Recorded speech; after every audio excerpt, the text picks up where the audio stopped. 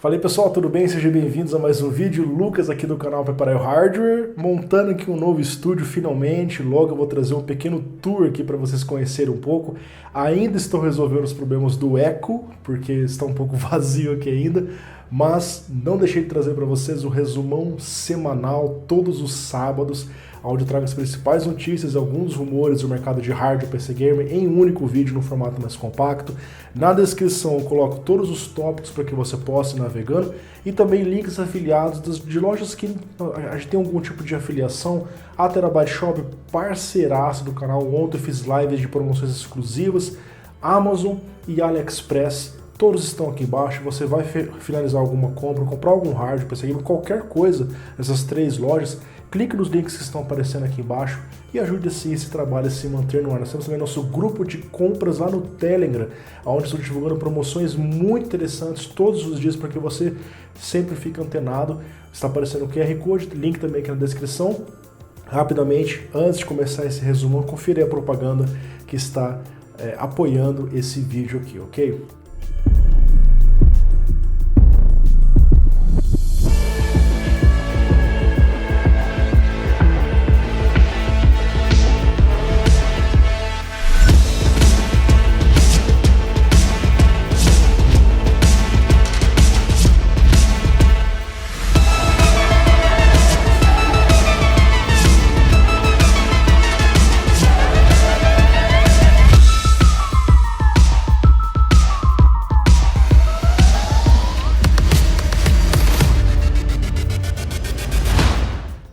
Bom pessoal, começando aqui a falar sobre a NVIDIA e a TSMC, de acordo com fontes relacionadas ao DigiTimes, a NVIDIA pode estar reduzindo os pedidos de TSMC 5 nanômetros nos próximos meses, isso por conta da demanda por placa de vídeo ter caído.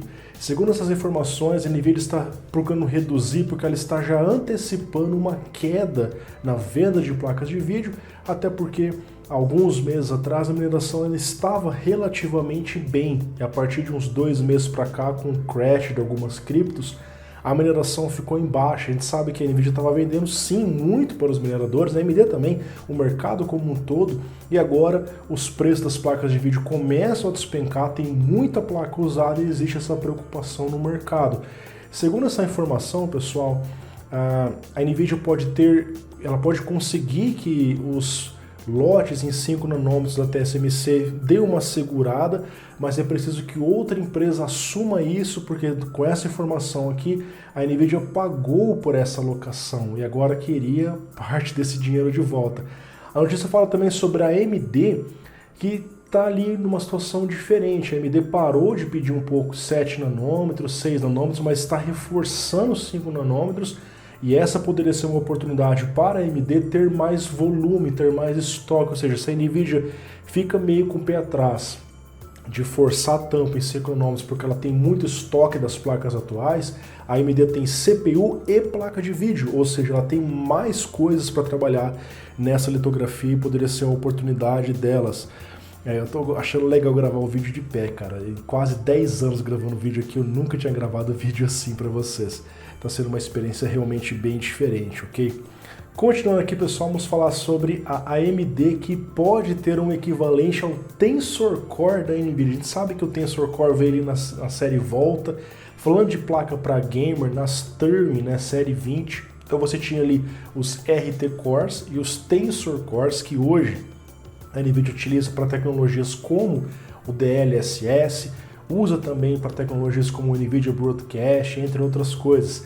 E segundo essas informações, engenheiros de software da AMD começaram a implementar os patches para o RDNA 3 em alguns sistemas, alguns softwares, e um patch recente indica que a AMD está preparando justamente algumas instruções para operar em matrizes, que é justamente a ideia de um Tensor Core. Segundo essas informações, não é a primeira vez que a AMD trabalha com matrizes, ela já suportou isso na arquitetura CDNA, mas estamos falando de uma arquitetura para games, a RDNA 3. E se trouxer isso, o recurso chamado AMD WMMA, seria uma espécie de resposta ao Tensor Core, pode futuramente trazer algo como um FSR 3.0, que seria um concorrente de peso ao DLSS, o 2.0 sem recursos de hardware já imagine um FSR 3.0. E isso poderia inclusive colocar uma compatibilidade com o DLSS nas placas AMD. Essa é uma informação que não é nem confirmada, uma especulação minha, mas a AMD certamente não faria algo proprietário, seria algo mais compatível com o que já existe no mercado e por que não de repente ser compatível com os games que já suportam DLSS. Já pensou, cara? Temos que aguardar mais informações. Por enquanto nós temos apenas algumas informações de patch, de desenvolvedor. Vamos aguardar o lançamento final desse tipo de tecnologia, ok? Vamos falar aqui sobre a ASRock, que indiretamente confirmou que placas B660 e H610 serão compatíveis com a 13ª geração. Por que eu estou falando isso, galera? Lucas, por que a Intel não iria lançar uma outra geração para uma placa que acabou de lançar? Porque ela já fez isso no passado. Se você volta para a 10ª geração, H410 e B460 só foram compatíveis por uma geração, que é surreal, cara, na minha opinião. Acho a opinião de qualquer um, né? Porque a placa suportou uma única geração. Já uma B560, H510, aí sim você conseguiu usar a 10ª e 11ª. Então havia essa dúvida, será que eu compro uma placa H, uma placa B, para depois não conseguir fazer o upgrade para a 13ª geração? Mas a ASRock já lançou updates de BIOS para várias placas, para já suportar as futuras gerações, da 13ª geração no caso, e essa lista inclui as placas H e as placas B, ou seja, tá safe, indica que vai ter esse suporte conforme eles mesmos estão passando aqui. É esperado que outros fabricantes anunciem BIOS em algum tempo, porque o lançamento dos CPUs Intel deve ocorrer ali entre setembro e outubro, então os fabricantes começam a se antecipar para esse tipo de coisa. Pessoal, 1630 não é mais rumor, na verdade a gente já sabia que essa placa existia, né? Ela, enfim, foi lançada, vários fabricantes estão lançando seus modelos, eu vou trazer para vocês aqui um resumo desses modelos, afinal esse é um vídeo de resumo. A Palit lançou 2 modelos, a versão Dual e Dual OC. Para quem não conhece, a Palit é dona das marcas Galaxy, Gameworld, é um fabricante muito grande lá fora, tem representação no Brasil. Então nós temos ali 2 modelos, um Dual Fan, aliás, 2 Dual Fan, um é uma versão mais overclockada. Tem a Manly é um fabricante também bastante conhecido lá fora, se eu não me engano faz parte do PC Partner, que é o mesmo grupo da Inno3D e da Zotac, tá? Então é um grupo, tem várias dessas coisas lá fora, grupos que controlam várias marcas. A Manly é uma dessas marcas, eles trouxeram o modelo ali mais low profile e o modelo um pouco maiorzinho na altura, só que single fan. Vai ser difícil você ver uma placa dessa no Brasil. E no 3D, já tem no Brasil algumas coisas, nós temos 2 modelos, o Twin X OC e a versão Compact com uma única fan. Nós temos a Colorful, que também tem venda no Brasil, apenas em um único modelo nesse momento, que é o NB 4G, com um design muito parecido com outras placas, 1650, enfim, ela reutiliza esse design que até lembra algumas placas antigas da MSI. A EVGA lançou a 1630 Super Clocked Dual Fan, sem grandes detalhes ali de outros modelos. A Gigabyte lançou 2 modelos, um low profile, mais pequenininho ali, compacto, e uma single fan OC, tá? Afinal são chips muito básicos e vocês já vão ver a performance. E a Gameworld lançou um modelo de 2 fãs, o Ghost, né? E aí o Tech Power Up já teve acesso a essa placa, trouxe os reviews. E olha, essa placa é meio decepcionante, e vocês já vão entender por quê, cara. Então, na performance relativa, que eles pegam vários jogos em Full HD, 1630 de 4 GB, pessoal, ficou inferior à RX 6400, que é a placa mais fraca que a AMD lançou de RDNA 2, e olha, ela ficou tipo 57% mais fraca. Por que a NVIDIA lançou 1630, então? Não faz muito sentido. O preço MSRP é parecido, as duas placas estão mais ou menos ali entre 150 a 170 dólares, só que ela está sendo 57% mais fraca. Esquisito, cara, esquisito. No gráfico de performance por dólar, que seria tipo custo-benefício, ela tem um dos piores custo-benefícios junto com a 3090 Ti e a 6950 XT, cara. Você vê que o negócio está bem esquisito. Quando você reduz o preço para 150, ela ainda fica muito ruim no custo-benefício, cara. Realmente não faz muito sentido. O TechPurple conclui dizendo que essa placa tem uma performance muito fraca e muito cara pelo que ela oferece, tá? E aí nós temos aqui informações de teste do Inno3D, que é aquela fabricante, que essa placa chega a perder para 1050 Ti em alguns testes, cara, é isso mesmo, ela fica parelha, alguns testes ela ganha, mas tem testes que ela perde da 1050 Ti, quer dizer, a 1050 Ti foi lançada em 2016 por $140, se eu não me engano.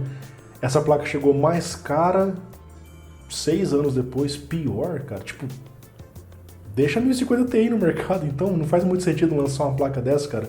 Ela veio muito capada, cara, muito capada mesmo. É outra 1050 Ti basicamente, consumo de energia muito parecido com a 1050 Ti, sei lá, cara, não fez muito sentido pra mim essa 1630. Pessoal, 3D Center, eu sempre tenho divulgado aqui os gráficos que esse site da Alemanha mostra, onde eles mostraram todo aquele progresso dos preços, que aumentou muito, depois foi caindo. Eles fizeram um gráfico diferente, o preço justo da placa, por quê? Eles analisaram, a partir de uma certa placa, o quanto as placas estavam oferecendo pelo preço que elas cobram, para mostrar ali qual placa cobra um preço mais justo ou menos justo pela performance que oferece. No caso aqui ele considerou a 3070 o ponto de referência, e ele considerou que a 3070 é uma placa que tem um preço ok, que você não precisaria mexer os 499 do MSRP, é o preço justo pela performance que ela oferece. E tem placas que a performance é bem desproporcional, por exemplo, a 3090 Ti, o preço justo que ele considerou foi $814, hoje ela é $1.999. Várias placas do high-end são muito desproporcionais, enquanto as placas mais intermediárias para baixo estão mais ou menos no preço que deveria estar pela performance que oferece, como a 3070, 3060, 3060 Ti, 3050, entre outras placas. No caso da AMD, ele identificou uma desproporção maior. Você não tem tantos oscilações na parte de cima, mas no geral o line-up da AMD é difícil você ver uma placa que está mais ou menos no preço justo em dólar. Ele também considera que tem modelos mais caros, mais diferenciados, mas de uma forma geral são poucas placas que ele diz que o preço está justo, está no que deveria estar. Tem placas que os preços estão melhorando, inclusive até a AMD está caindo abaixo do MSRP, talvez justamente para fazer sentido de acordo com a performance que ela tem a oferecer. Pessoal, Raspberry Pi havia lançado um novo modelo no começo do ano passado, é o Pico W de $4, que é um preço assim surreal, cara. Como é que os caras conseguem fabricar um PCBzinho de $4, né? Eles venderam quase 2 milhões de placas, mas havia um pequeno problema, essa plaquinha não tinha rede, isso dificultava um pouco as coisas, e eles lançaram agora uma versão com rede, que é o Pico W, W indicando justamente o quê? O Wi-Fi, então Wi-Fi de 2.4 GHz, 802.11n, e aumentou apenas $2 para pôr o Wi-Fi na plaquinha. A plaquinha é muito pequena, vocês estão vendo o tamanho dela na foto, cara, é bizarra, cara, é muito compacta. Isso aqui é para automação, parte de programação, coisas muito básicas, e a quantidade de produtos que eles estão vendendo já fala acerca da qualidade. Raspberry é excelente, eu testei Raspberries aqui no canal, tem vários vídeos aqui no canal da versão 3, versão 4, enfim. Bom, seguindo aqui a notícia, pessoal, a AMD lançou um driver Legacy, ou legado, como as pessoas conhecem, para placas mais antigas, é o 26.6.1, que contempla placas da série Fury, série 300, por exemplo, uma 390X, 200, série HD, aquelas mais antigonas, só no Windows 10, sem suporte para o Windows 11, mas geralmente funciona no Windows 11 também. A questão aqui, esse driver não melhora a performance exatamente, até porque são gerações já substituídas, a AMD já não dá suporte mais para essas placas, mas esse driver corrige bugs, vulnerabilidades e coisas assim como a NVIDIA fez com as Kepler. A Kepler já foi substituída, descontinuada, mas a NVIDIA lançou recentemente um driver para melhorar algumas questões de vulnerabilidades que estavam presentes em placas mais antigas através desses drivers já bem desatualizados. Pessoal, a AMD anunciou recentemente a disponibilidade para OEMs de CPU Threadripper Pro série 5900WX, e então os hardware teve acesso ao preço desses CPUs. Por exemplo, aqui o Threadripper Pro 5965WX de 24 núcleos de 48 threads vai sair por $2.399. é mais caro que um 3970X de 32 núcleos, tudo bem que aí já é uma arquitetura diferente, né? O Threadripper Pro 5975WX de 32/104 por $3.299. É um preço de um PC inteiro, claro que é algo para ultra high-end, comercial, enfim, servidores. E o Threadripper Pro 5995WX de 64 núcleos, 128 threads, 6.499. Isso aqui faz frente aos CPUs Xeons, ali, os Platinums mais tops, inclusive fala ali sobre CPUs com 56 núcleos, 112 threads, o Safari Rapids Xeon W, que deve aparecer em breve no mercado, pessoal. A NVIDIA já lançou o PowerLink 41S Power Adapter para 3090 Ti. Lucas, eu quero comprar uma 3090 Ti, mas eu não tenho uma fonte com conector de 12 pinos. Seus problemas acabaram? Ou não? Porque o conector é meio bizarro. Você conecta basicamente ali, deixa eu abrir aqui a foto exata, são 4 conectores de 8 pinos para converter em um de 12. Afinal, a placa pede mais de 450 watts e cada conector de 8 pinos fornece em tese 150. Então, você tem uma margem para proporcionar a conexão para sua placa. O conector, esse adaptador até é bonito, tem RGB, tem umas entradas de ar para facilitar a ventilação ali, não prejudicar tanto assim, mas nos preocupa de como devem ser as coisas no futuro, né? As futuras placas devem continuar consumindo muita energia, tá? Ok, pessoal, TSMC, a gente sabe que é uma das maiores fabricantes, é a maior de semicondutores do mundo, representa mais de 50% da fatia mundial. Tudo que acontece na ilha de Taiwan preocupa os consumidores e vai aumentar a eletricidade por lá. E não vai ser um pequeno aumento, não, vai ser de 15%. Isso vai representar um pouco mais de 1,3 centavos por quilowatt-hora. E, meus amigos, a TSMC consome muita energia. Os especialistas estão dizendo que pode aumentar entre 135 milhões de dólares por ano a 270 milhões de dólares por ano.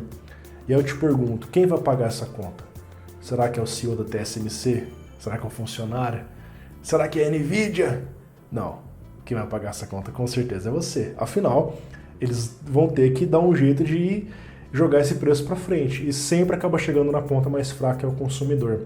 O fato é que a TSMC ela não depende totalmente da energia vindo de empresa, ela tem painéis solares em muitos dos seus prédios, ela inclusive compra energia renovável de outras empresas, mas existe sim uma boa fatia que vem dessas companhias e eles vão ter que aumentar os custos, infelizmente. Agora vamos aguardar para ver o quanto isso de fato vai impactar na indústria de semicondutores, espero que pouco. Pessoal, a Valve, que é a criadora ali do Steam Deck, aquele PC portátil muito legalzinho que eu ainda não vi por aqui no Brasil, deve ter já talvez, anunciou que agora consegue enviar mais desses Steam Decks, afinal eles estão tendo mais espaço nas fábricas e eles estão dizendo que dobrou a quantidade de fabricação do Steam Deck.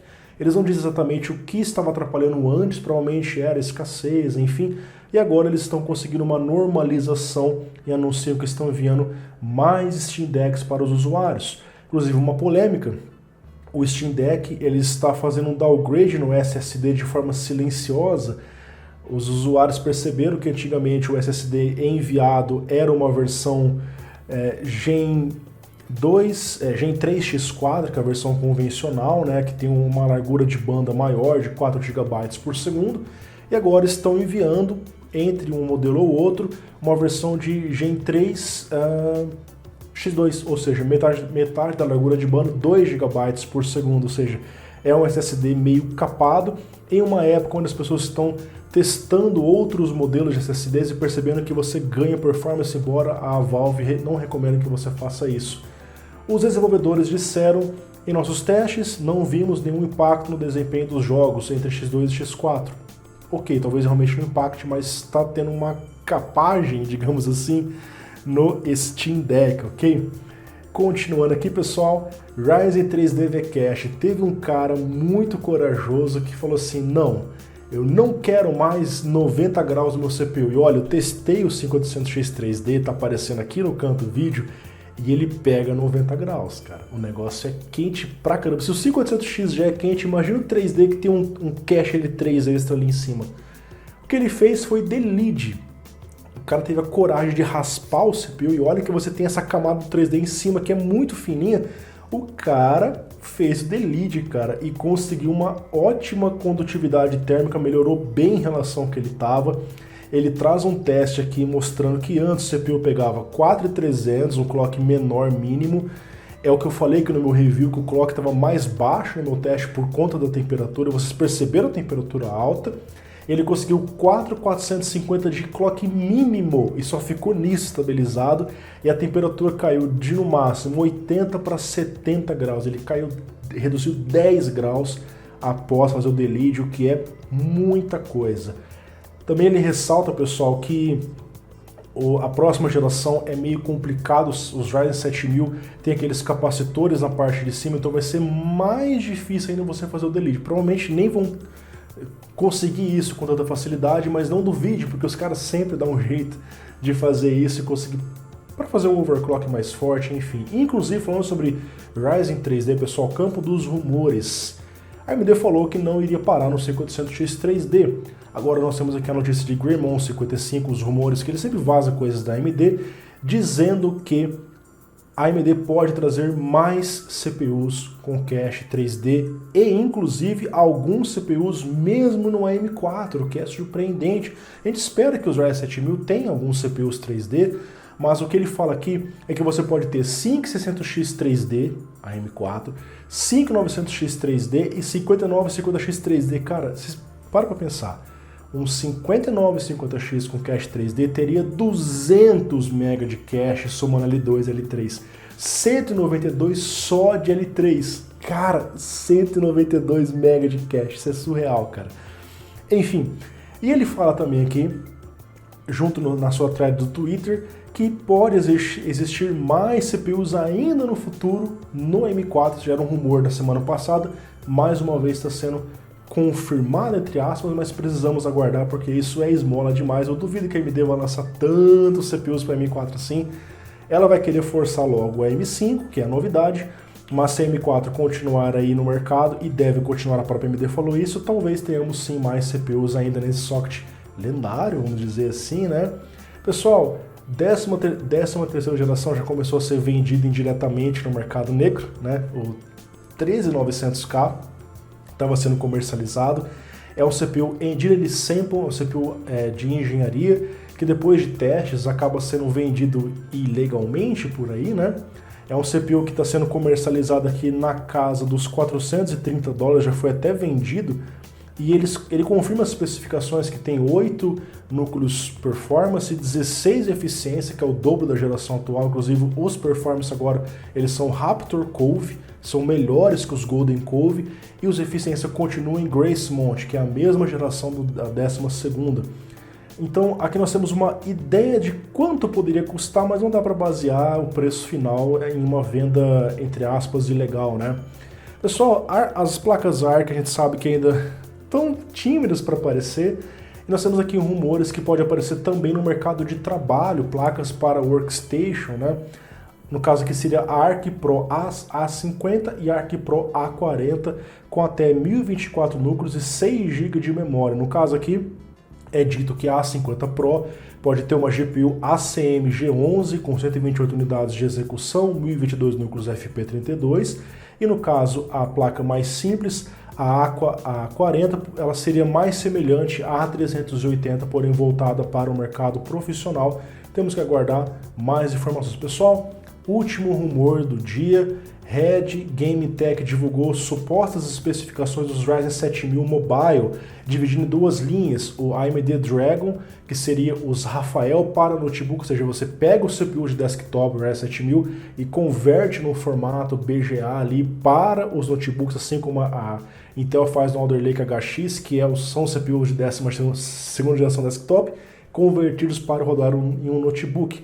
E aí, eles focam menos em gráfico integrado, afinal, você está colocando um CPU muito forte, é um CPU muito caro, e você já põe o quê? Um chip gráfico dedicado, uma placa tipo 3070 Mobile, 3030 Mobile, coisas mais robustas. Então, são CPUs para notebooks high-end, que normalmente tem placa dedicada e não precisa tanto dos gráficos integrados assim. No caso aqui, seria o Ryzen 9 7980HX de 16 núcleos. Cara, acho que nunca teve um CPU de 16 núcleos para notebook, né? Seria bizarro isso, cara. Teria também a versão de 12 núcleos e a versão de 8 e 6 núcleos. Ele fala sobre a AMD Phoenix, que é uma outra proposta. É o que? Você foca menos no CPU e mais no gráfico integrado, que seria RDNA 3. E a RDNA 3 é forte pra caramba, né? Teria mais unidades de computação e fala ali que uma dessas APUs poderia ter até 1536 Stream Processors e poderia chegar, pessoal, pasme, a quantidade de 9.2 teraflops numa APU, meu amigo. Poderia bater aí chips muito fortes, intermediários de desktop. Fala ali sobre a 7980HS, 7900HS, 7800HS, 7600HS. Vamos aguardar para ver se isso aqui vai ser confirmado. Ele mostra ali um design do chip, onde você teria um chiplet para o mobile separando os núcleos dos gráficos, do controlador de memória, Infinity Cache e outras coisas. Pessoal, muito obrigado. Esse é mais um resumão. Espero que você tenha gostado. Agora num formato diferente, gravando de pé. Tenho mais liberdade para andar para cá, andar para cá. Fica mais interessante gravar os vídeos assim. Estou tentando mudar um pouco as coisas aqui. Um grande abraço para vocês. Um ótimo final de semana. Mais uma vez, links afiliados, grupo de compras. Participem, ajude o canal a se manter no ar. Um grande abraço, valeu, falou, tchau, tchau.